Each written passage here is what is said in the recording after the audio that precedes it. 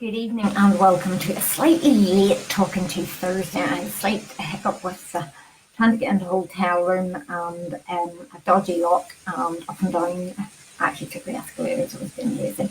So anyway, I've done planes and trains and automobiles today, and I am presently in Portsmouth. So greetings from Portsmouth. I am here to talk to some students in the Academy tomorrow, but meanwhile I have been mulling over the cost of dental treatment and the cost of how of preventing problems in the first place. By and large, the major dental diseases, as I so often say, are preventable. So we're talking tooth decay and gum disease. They are preventable. Other oral diseases, it may be increased risk, like oral cancers and tooth wear and a number of other things. But by and large, if you look after your mouth, it will be fit for your purpose, which is to eat with, to speak with, and to look well for life. But it does take some TLC. It takes a little bit of effort. So me being sad and being I am, I'm rather passionate about preventing dental disease, I started to look at some costs. And if you went to an NHS dentist twice a year for checkup and your dentist cleaned your teeth at the same time, that roughly works out about £35 a year. So that's 70p a week, roughly, okay? Now, if you go to, say, a private dentist and you have two checkups and you actually can see a hygienist twice a year, working on the principle of a half-hour hygiene appointment twice a year, you're talking that breaks down to about £170 a year. That actually costs that about £3.50 a week. Now, I then looked at how much it actually costs you for a manual toothbrush, the manual toothpaste, which I haven't got a far out of my bag, the manual toothbrush, toothpaste, and some floss. Now, if you add that on to your NHS checkups and cleaning with your dentist, that actually equates to £4, equates to £1.40 a week. If you're being treated under health service, so you get checkups, two checkups a year, and you get two cleanings with your dentist, and you spend money on nothing but a manual toothbrush, a good fluoride toothpaste, and I didn't take the cheapest ones that were available, and some floss, and working out how much you would need to use of each of those over a year, and it accounts for the fact that you actually replace your toothbrush 4 times a year, and you will need, I think it worked out, it's going to be 4 toothpaste over the year. That is going to cost you £1.40 a week. Now, I then started thinking, well, what else do you get for £1.40 a week? And is your mouth actually worth it? Tea bag, I think I worked out a tea bag costing 19p each. So how many cups of tea maybe you have in a day? On average in the UK, I think I got some statistics earlier on, and I was looking at that. On average, in Britain, we spend £5.82p on coffee a week. Now, £5.82, you can afford to go and see a private dentist, have your checkups, which is really, really important because they monitor the changes in your mouth. So they look to see if there's any disease. They will identify any problems really early, and they'll help you to actually prevent those developing into something significant that you need a filling, or you need a root canal or something like that, because that's where the cost then comes. And I hate to mention the B word, but Brexit is looming, and there is a concern that a lot of European dentists are actually, who by and large work in the NHS, that these people actually are going to leave the United Kingdom and return to their country of origin.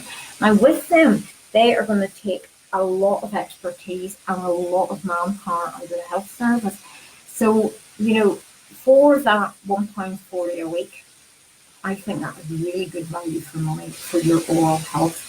But the bottom line is, you've got to use them. There's no point in having a toothbrush, having some floss, having some interdental brushes, and not actually using them.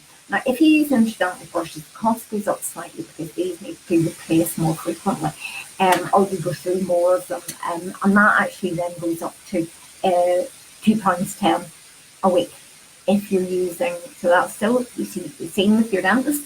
By the NHS, your dentist does your cleaning, and then actually what you do is use the manual toothbrush fluoride toothpaste and you use interdental brushes is going to cost you £2.10 a week. And that includes your health service checkups and it includes your health service cleaning. Now, if you take that up a step and you look at a private dental checkups and a hygiene appointment, plus using toothbrush and floss, that takes it up to £4.20 a week. That's still less than what we are spending on coffee a week. Now, I am just gobsmacked when I actually sat down and did the sums on this. When a child has a general anaesthetic to have a tooth extracted, now keep in mind this is a preventable disease. Now, I'm not talking about the heartache, the time off school, the time off work for parents, but you're talking roughly £875 per tooth extracted. Now that's based on Public Health England's figures on the number of children that had teeth extracted, the number of teeth that were extracted, and the cost of the health service last year. So you can start to see about why we end up with waiting lists, because we are not necessarily prioritising the things that we can take control of and look after, and that will allow them the more complex health service needs to go to those things that actually really count. So as I say, it's really interesting when you start to look at this in detail. The cost of cancer treatment, and these are all cancers, are like what I say, I was talking to someone about this earlier on, £29,500. Now the health service, even in Rosie, nice to see, hope all well. When you look at that multiples of thousands of how much it costs to access treatment, we get actually brilliant value out of the health service. There's no doubt about that. But what we've got to do is take some responsibility for the things that we can take control of. Using a toothbrush last thing at night and one other time in the day, it's not rocket science. It just needs to become an ingrained habit that you don't go to bed without cleaning your teeth. You spit the toothpaste out, you don't rinse out afterwards. Getting that fluoride around your teeth is so important, particularly for children, because that actually remineralizes, hardens the tooth surface overnight. And no matter how well we brush our teeth, because we don't do them 100%, we rely on actually not having any little bits of sugary stuff lying around your teeth during the night. So really important that nighttime toothbrushing. But if you're talking £1.40 a week, that is not a lot of money when you put it in the context of the other things that we do prioritise and we spend money on. Do you have cable TV or Sky TV? Where are the priorities coming in here? Do you go to the pub every week and have a couple of drinks? Is your health worth more than actually maybe skipping one pint or skipping one glass of wine? What about the cigarettes? Could you cut back a bit? Could you quit altogether? Because that's going to be ideal if you can. But not easy things to do. And often, no matter what your behaviour that you're trying to change, it all takes time and it takes effort and it takes support. And that's why it's so important to actually go and see your dentist and see your dental team regularly, because they're the ones that are the experts. You can take your car to the garden centre to have the engine fixed. You would take it to a mechanic to have that fixed. Likewise, you at home, your shoe, few of us would actually try and attempt to actually patch it up. We'd probably go to the cobblers and get them to actually put a new sole on or whatever it is. So going to your dental team is really important, and ultimately it will save you money. There's no doubt about that. Now there's many different ways of accessing dental care, depending on your individual needs. So you may be someone that's entitled to free dental treatment. So people under 18, it does vary slightly, so we're always checking lots and lots of information on the internet, the health service websites. By and large, if you're under 18 or you're 18 in full-time education, if you're pregnant and your child or your child is under a year old, you're still entitled to free dental treatment. Access that care, get the advice. And if you are going and you constantly need filling, I often hear this every time I go to the dentist, I need a filling. You're not asking the right question. The question you want to be asking is, why do I need another filling? And what can I do to prevent it happening again? Because if you actually don't take some control and decide, right, well, I hate having fillings, I hate being frozen up, I hate having this pain and this sensitivity. So I need to find out what to do about it so I don't have it on again. So when you have that filling, make it your last filling. and make sure you know how to prevent that happening again. And it's really all about taking the time and seeing that it's something that's important to you. You know, we know so many things are related to your mouth and your general health. Lots to do with gum inflammation. We were talking about Alzheimer's in relation to bacteria that caused gum disease last week. And we know there's so many other relationships between heart disease, stroke, diabetes, rheumatoid arthritis, preterm birth babies. There's a range of things. Lots and lots of inflammatory conditions, so things that are related to inflammation. The inflammation in your mouth, it can well be a reflection of inflammation in other parts of your body. And if you think about it, a lot of people are getting very clued in to having a healthy gut bacteria. What's the route to get to the gut? One way, in and out through your mouth. So it's not sort of way out there to think that actually it might have a relationship. So you've got to think, is my mouth worth it? Is my oral health worth it? Are my kids' teeth worth it? You know, who else to see your child in pain? And you can guarantee if you're going to have toothache, it will be 11 o'clock on a Saturday night. It is never a convenient time. So, you know, that's when you start to think about, well, okay, I'm going to have to get this tooth fixed. Fair enough. Okay, I may not like having it done, but you know something, I'm going to make sure I don't need another one. And that's something that you can take control of. We know the risks for mouth cancers. So, you know, drink in moderation. Don't smoke or use tobacco products. You know, again, these are things that we can take some control of. And I'm the first one to say it's dead easy for me to think it's not so easy to do. But, you know, there's people there to support you, whether it be a stop smoking group. Look at some of the stuff in the internet, particularly some of the NHS-related stuff, because it's a great source of sound, evidence-based information. When you look at Google stuff, you know, often you will find the first pages all ads. So go further than that. Find a sound source for information. And that's where your dentist team comes in. They are approachable, and ask them what you can do to try and prevent things going pear-shaped in your mouth. So your gum health, key importance is doing that cleaning again. It's all about managing your plaque bias. So whether it's a manual toothbrush, whether it's an electric toothbrush, you see I have to grab these out of the case. Whether it's an electric toothbrush or a manual toothbrush, it is only as good as the time it spends in your mouth.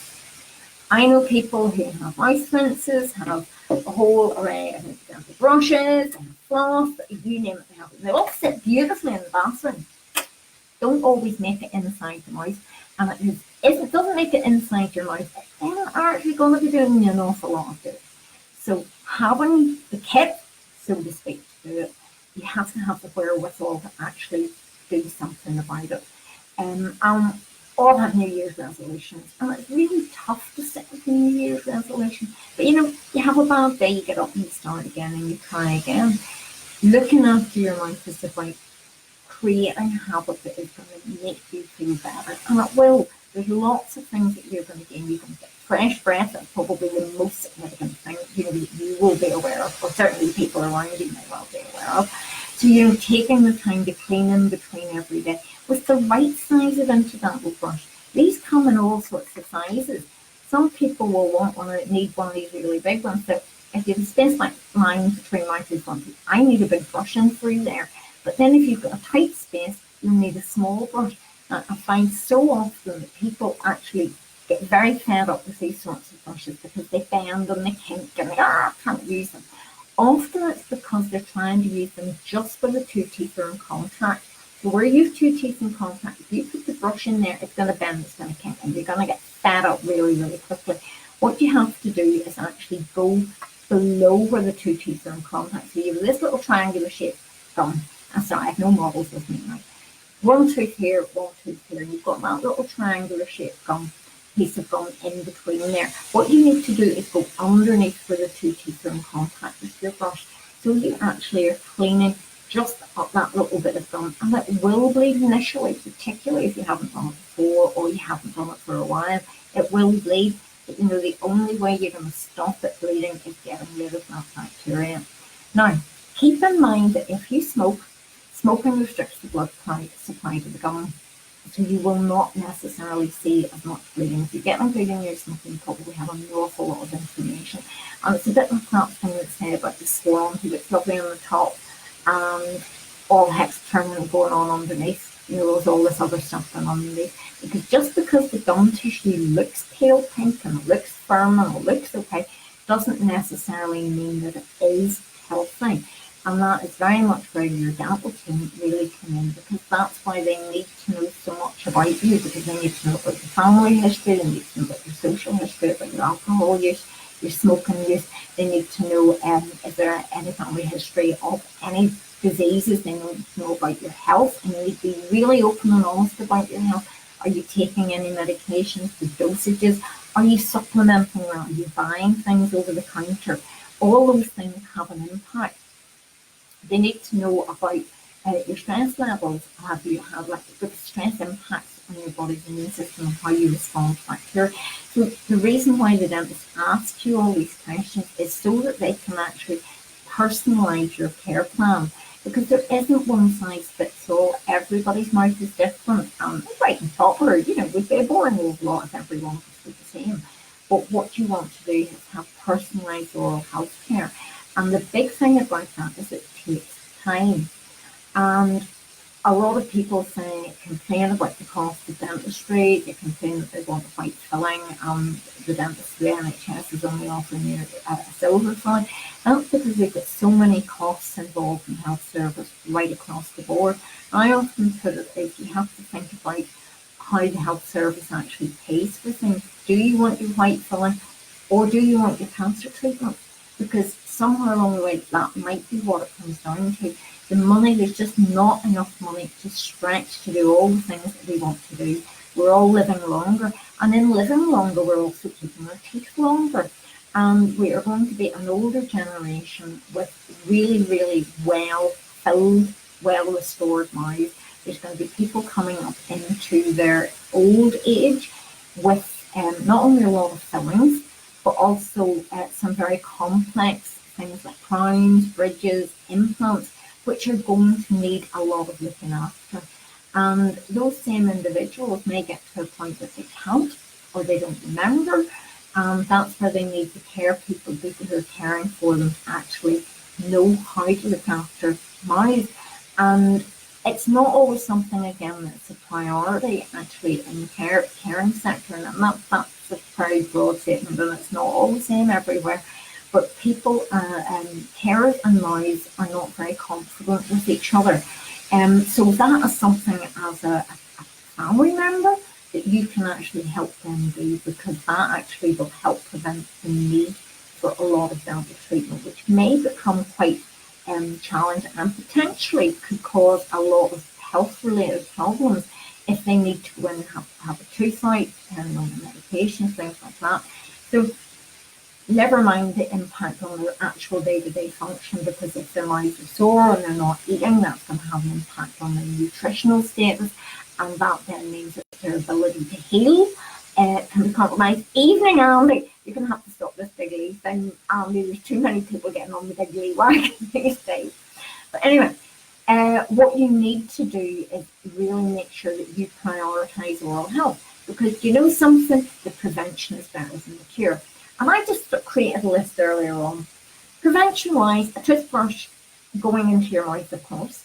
Toothpaste with fluoride in it, at least 1350 parts per million of fluoride. Spit the toothpaste out, don't rinse out afterwards, get the maximum benefit out of the ingredients in the tooth. Make sure you see your dentist regularly, your dental team, whether it be, they maybe recommend see your hygienist twice a year and they'll see you once a year. It's what's going to be suitable for you at this stage in your life, okay? Smoking, don't use tobacco products if you can help it. Quit that completely, again, if you can. Steer off recreational drugs, because that's another whole complex area that can really play havoc in your mouth for a lot of reasons. And I might actually look at recreational drug use in relation to oral health one night. Alcohol, drink with 14 units a week isn't actually that much, and it's meant to be spread over 3 or 4 days, and you're meant to have a couple of dry days a week. Keep that in mind. Have a look at how much alcohol you are drinking and how frequently you're drinking it. So that's really important. diet. Now, it's not just about the sugar as much as I get in my hobby horse about the sugars. Yes, we know sugar causes tooth decay, and it's not just the sucrose, it's the maltose, lactose, dextrose, glucose syrup, honey. All those things can potentially cause tooth decay. The more often you put them in your mouth, the more likely you're going to end up with a cavity. Okay, so if you're going to have something, have it all at one go, preferably at mealtime. End of story. So if you're going to have a packet of rolls, say, just come out and have a packet of Maltesers, have them all at one go. End of story. Then what happens is your saliva comes along and helps to remineralize the tooth surface and heal your damage. But it's slow to work and it takes time. And then what you do is you turbocharge that to turbocharge what the saliva is doing with the fluoride in your toothpaste. Also, make sure you're getting plenty of fruit and veg. So I say it's not just about the sugars. They're important, frequency as well as the amount, and that's not just for tooth decay, it's for all health aspects of it. We know about the huge numbers in health now with type 2 diabetes. The number of children are obese. We've got a big problem there. So not all about the sugars, though. Plenty of fruit and veg. Fruit and veg actually build healthy connective tissues, and things that hold your teeth in your jaw are connective tissues. So what you want to do is make sure you get lots of those little micronutrients that you get from vitamins and minerals in primarily fruit and veg. And if you think about the stories you maybe learned in history where you were at school, if you were listening, I'm not sure I always did, but if you were listening, about the sailors losing their teeth as they sailed across the world because they ran out of lemons and oranges. It was they suffered from scurvy, it was sea deficiency, and they felt like all the same things actually apply in a slightly different way. Make sure you're having lots of those healthy fruit and veg. Make it sure that kids try and enjoy it. Make it fun. We used to have broccoli trees in our house. We used to put mashed potato in and we put a big stick of broccoli and that was a broccoli tree. We used to have flowers that we made when the kids were small out of in the egg cut pieces of apples that all came out round it, and little fruit and skewers. That's a good one. Kids like that, and they can help you make them and put them into cut an orange in half or a grapefruit or something in half and put them all in. You know things that your mother used to make when they were having people in. Who knows? So a good diet is really, really important. What you can do to help with that is use things like sugar-free chewing gum in between meals because that helps stimulate the saliva flow. Anything that helps your saliva flow increases your buffering ability, increases your ability to neutralize the acids and sugars that start to decay your teeth. So what you want to do is get this balance right between the amount and the frequency of sugar attack and the amount of time your saliva has to build the tooth back up. Exercise, good for a whole heap of ways and no difference because your mouth is part of your body and you cannot ignore the fact that anything is good for your mouth. When you're exercising, particularly any of you serious sports people, stick to water. I had a post earlier in the week about water and then actually post-exercise use cow's milk. And maybe in there I started to look at some of the alternatives to cow's milk and realised that actually a lot of the alternatives to cow's milk actually have sugar added to them. So please get into the habit of reading ingredients labels. Really, really important because you actually might be quite shocked of where sugar sneaks in there. Just because it doesn't taste sweet doesn't mean that it doesn't have sugar in it. So the cure on the other hand, so this is preventive factors. So this is the whole big stack of the things that we can do to help ourselves. On the other hand, you're talking about the cure as far as dental disease goes. So that ranges from just going to the dentist, having a checkup, getting how many teeth you've counted, and a cleaning, so a scale and polishes, which is where they take the tartar off, often impound your lower front teeth because that's where your saliva hardens that plaque biofilm impound there and forms tartar. So that's where they clean that off and polishes all your teeth up. And they send you out the door, and all you've got to do is keep your mouth like that. Because what the dentists and hygienists are doing is creating an environment that's conducive to health and making it easier for you to maintain your health on a daily basis. And that's what it's all about. Your dentist will look at your soft tissues. They will look for any potential malignant lesions. So they'll be looking to see if there's any ulcer or there's any red or white patch that shouldn't be there, and they'll put that in the context of all the other questions they'll have asked you about your health and all that sort of stuff to see, are you at risk of developing mouth cancer? And we know if mouth cancers are picked up early, the rate of survival and doing really well at the other end are much, much higher. And Jocelyn's going to come and join me 1 week. We're going to have a split screen on mouth cancer care, which should be pretty exciting 1 week soon. So we need to get that planned. So, cure. What else have we got? Fillings. Who likes fillings? Not anybody I really know. But you know, the cost of fillings varies greatly. The cost of the way dentistry is charged right across the UK is different. It does vary very slightly. So if you go for a checkup, health service checkups in and around £20, if I've got this right. I've got about 4 or 5 different pages of different figures here. I think my brain was nearly happy with all this earlier on. But go for a checkup is going to help prevent problems. If you need a filling, it's cheaper to have it filled when it's a small filling than wait until it's a big filling, which potentially can enter the nerve, root, pulp of the tooth, where you might need a root canal treatment, and that's in a different ballpark. You're probably talking hundreds at that point. But a lot of people are finding, because of the time that's involved in root canal treatment, it's a very complex treatment, and they can't afford to do it. They can't make the figures work in dental practice to actually do it under health service. So, you know, heavily restored dentition, what you want to do, if there's a lot of fillings, it does not mean that you're going to get more. You've got to decide, I'm going to look after the teeth that are filled, and I'm not going to see any of those break down, and hopefully they will never actually reach their sell-by date. If you have got recession, what happens if you've got root exposed? Root exposes the dentine of the roots of the necks of your teeth, and that's much softer than the crown of your teeth. Now, remember what I was saying about the sugars breaking down and eating your tooth surface and causing tooth decay?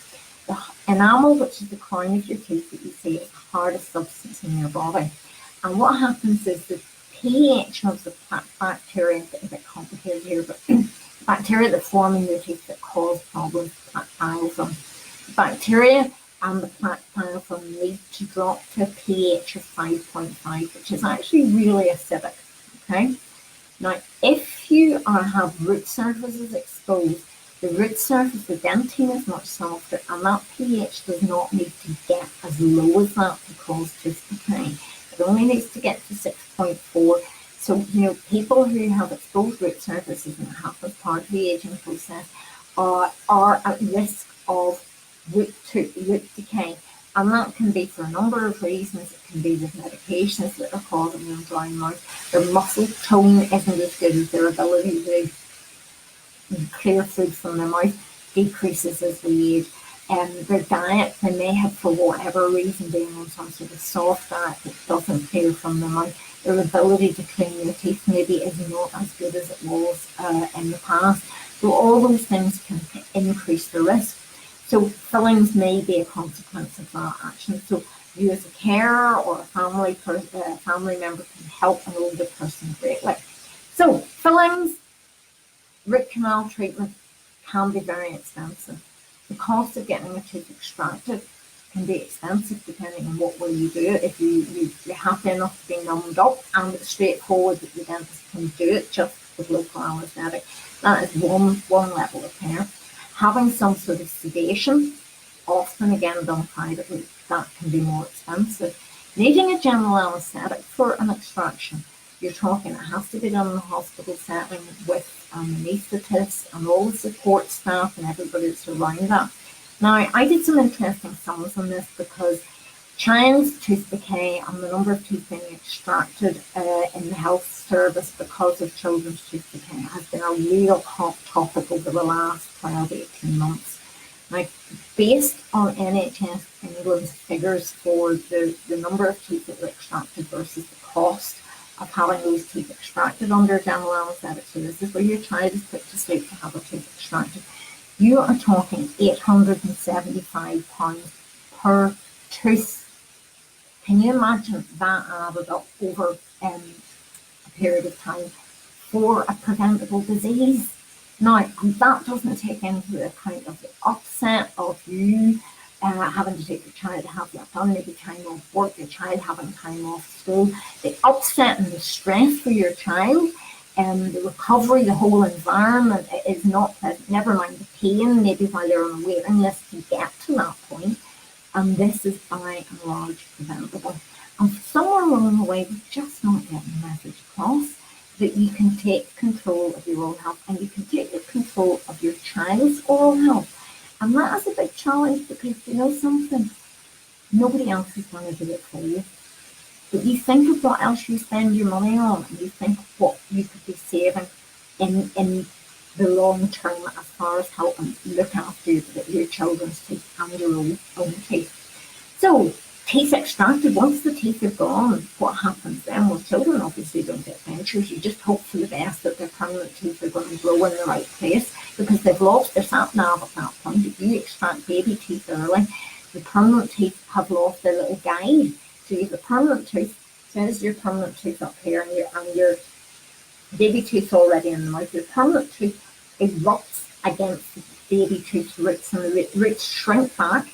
And what happens, that's why when the baby teeth actually wobble out, you've only this tiny, tiny little bit of the crown. You don't have any root on it because as the permanent tooth falls into place and uses the roots of the baby tooth as a guide, that root shrinks back to allow the permanent tooth to grow down in place. So if you take those teeth out early, your sat nav's lost the permanent tooth, so the teeth can come down in a different place, they can come down in a different angle. And that increases the likelihood of needing braces. It can increase the likelihood of having problems of how your children actually bite together and chew. And that can have consequences further down the line. So, you know, there's one reason that can happen when you lose teeth early.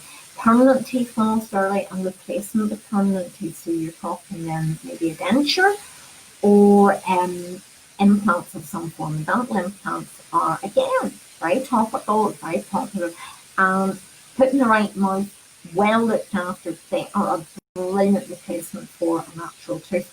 But number one, you've got to make sure they're going into healthy foundations.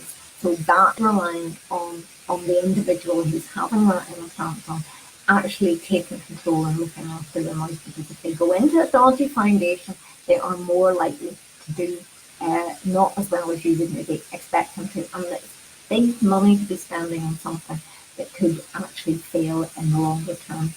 And I love the line by one of the world peril gum men, and he talks about if you're going for implant therapy, so if you're going to have a tooth replaced with a dental implant, you should be OCD with your oral hygiene.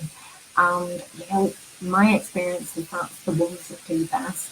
And you're not just talking about with your implants or with your dentures, and that's it. Those need to be looked after. So your denture, your mouth still needs to be assessed. If you've got full dentures, uppers and lowers, you've got no teeth at all, you're just wearing dentures, you've got to remember to take those dentures out at night, and you've got to make sure you still see your dentist to check the soft tissue, to check the fit, and that they actually are doing what you want them to do. So they're still functional, so they're still allowing you to eat everything you want to eat, they still look well, they're helping you to speak clearly. So really important that no matter whether you've got no teeth or you've got all your teeth, that you do see your dental team regularly, because these things need to be maintained. Maintenance of implants is key to long-term success, and it's a team effort, as it is with all your oral health care. It's a combination of what you do and what your dentist does, and the two things, what your dental team, whether that be hygienist, therapist, whoever else is involved in that dental team, but how your dental team and you as an individual work together to obtain your oral health and then maintain your oral health. And that needs tweaked every so often. So, you know, you may find that when you've initially maybe had gum therapy, that you started off with a very small interdental brush, or you had floss, whatever was recommended, and it was doing the job properly. But by the time you've finished your gum therapy and the soft tissue, the gums have shrunk to get nice and tight and firm around your tooth, you may actually need to find that you need a larger brush. And that's one of the reasons of making sure you actually do keep those hygiene appointments. There is real method in the dental team madness. It's not just that they're trying to get money out of you, they're trying to make sure that they support you properly and help you actually help yourself to maintain that healthy smile. So any dental care, any sort of restorative work, whether it be a crown, a bridge, a filling, dentures, implants, it all needs to be looked after. You just don't buy your car and actually don't do anything about maintaining it. You need to maintain your mouth as well. So, mouth cancer, that is something that, again, people are hearing more about. Beginning of the week was the World Mouth Cancer Awareness Day, or World Cancer Day. Jocelyn will keep me writing that. But again, people are becoming much more aware. We know that smoking and alcohol are hugely significant in increasing your risk, but there's other factors too, not having a healthy diet, having had another form of cancer, and there's lots of other things that can increase your risk. And for everybody that you know that has maybe had mouth cancer, that smokes 50 a day and drinks 2 bottles of scotch every day, there'll be somebody at the other end of that spectrum that doesn't seem to have any risk factors.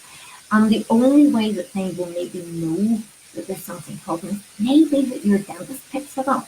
Because the HPV virus, human papillomavirus, is a big risk factor within oral cancer. And we are seeing young people with mouth cancer. And a lot of that to do with oral sex and again the HPV virus. So, mouth cancer is something that is complex and very involved and very debilitating to treat. It starts with maybe your dentist or your doctor, or be referred to a specialist, a surgeon. You may need radiotherapy, you may need chemotherapy. That may have an offshoot that your saliva glands have been affected, that you don't produce as much saliva, so that will lead to complication of the dry mouth at the other end. So that will increase the risk maybe of more decay and things like that, and gum problems in your mouth. So really, really important that you see your dental team regularly to monitor that. Again, we were looking at some costs as far as cost of cancer therapy go. Your average cost of cancer treatment in the UK, now these are for all cancers, I haven't been able to break it down just for mouth cancer. The average cost of cancer therapy in the UK is £29,500. That is a lot of money, and the health service does a great job at actually looking after us all when we really need it. So I think rather than doing a bit of health service bashing, I think we need to pick up our toothbrush and do a little bit of toothbrushing and interdental cleaning, whether it be floss or the brush. Get that appointment in to see the dentist. Get your family all on board. If you're nervous, find somebody that is actually going to help overcome that. Like we do a lot of stuff with Blown Smiles online through Skype and FaceTime and things like that, for people who are really, really anxious about going to the dentist, and we help them actually get to that point that they can physically make the appointment. Because actually, if you've got as far as the dental chair, you're flying, because then you can take your time and your dentist knows that you're anxious. Often for many people who are terrified of the dentist, it's been a bad experience that's happened to them as a child, and it has stuck with them. 9 out of 10 people that we talk to who are anxious and frightened of the dentist, it has been a negative experience as a child. And that's a big responsibility as a parent, to end up with somebody who really finds it so difficult that they are going through all sorts of pain rather than actually making an dental appointment. I mean, I have heard some horrific stories of how people are pumping themselves full of painkillers, and actually, rather than actually going and actually seeing the dentist. So, prevention is better than cure. So you've got cancer treatments there. You've got things with your cancer, the cost of cancer therapy as well with that. You've got your nursing care, your palliative care, all of those things, your chemo, your radiotherapy. There's lots of complex treatment in there that we get from the health service. But there's some stuff that we can actually do things about. And if you're talking about, way back to what I said when I started, tea bag costs 19p. Okay, you can buy a toothbrush and a tube of toothpaste, and it's going to cost you, I'm just looking at my notes here because I wrote this down, I'm no mathematician, that's for sure. A toothbrush and a toothpaste Replaced 4 times a year, roughly £18 a year. It's not an awful lot when you break that down. If you're talking about going to see your dentist twice a year on the health service, and they do a scale and polish for you themselves, as opposed to referring you to a dental hygienist, and you use your toothbrush, a decent manual toothbrush, and good fluoride toothpaste, and some floss every day, you're talking in total £1.40 a week for oral health. If you go down a pathway of seeing somebody privately, and you see you have 2 checkups a year, and you're referred to the hygienist, and you see the hygienist twice a year for maybe 30 minutes each time, and have a full gum assessment and your mouth cleaned and all the advice and support and motivation you need to look after your mouth, and you use a manual toothbrush and you use floss every day, you're talking about £4.20 a week.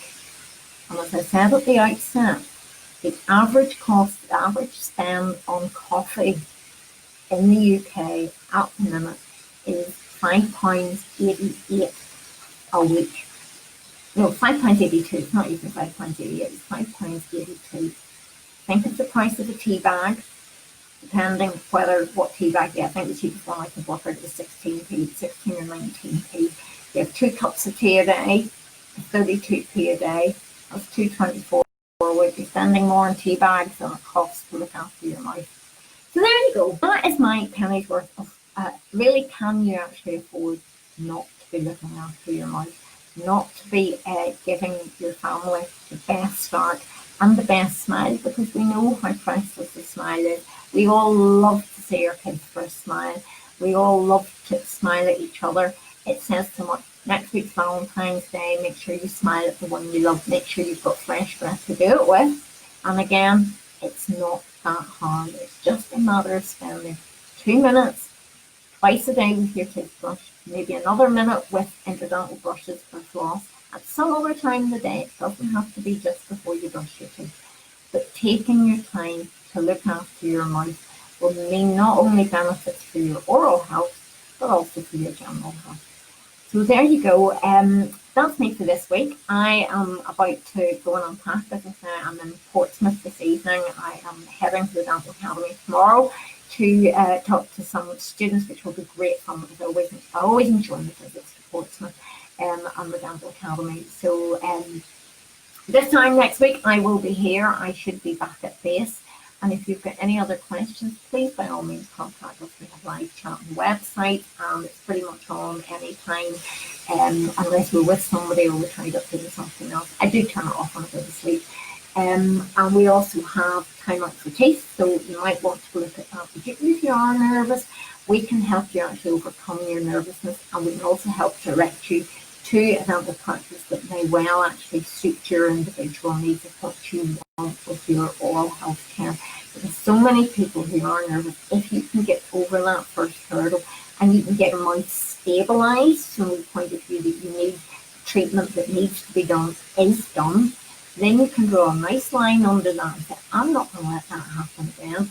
And know that when you go back to the dentist, that all you'll need is that support that monitors change, picks up anything early so it can be nipped in the bud, cleans your teeth, gives you advice of how best you can look after your mouth. And I say, as a team effort, it's you, your dental team, and that's what it's all about, to try and make sure you're looking after your more oral health for life. Okay, folks, see you next week. Thanks for joining me.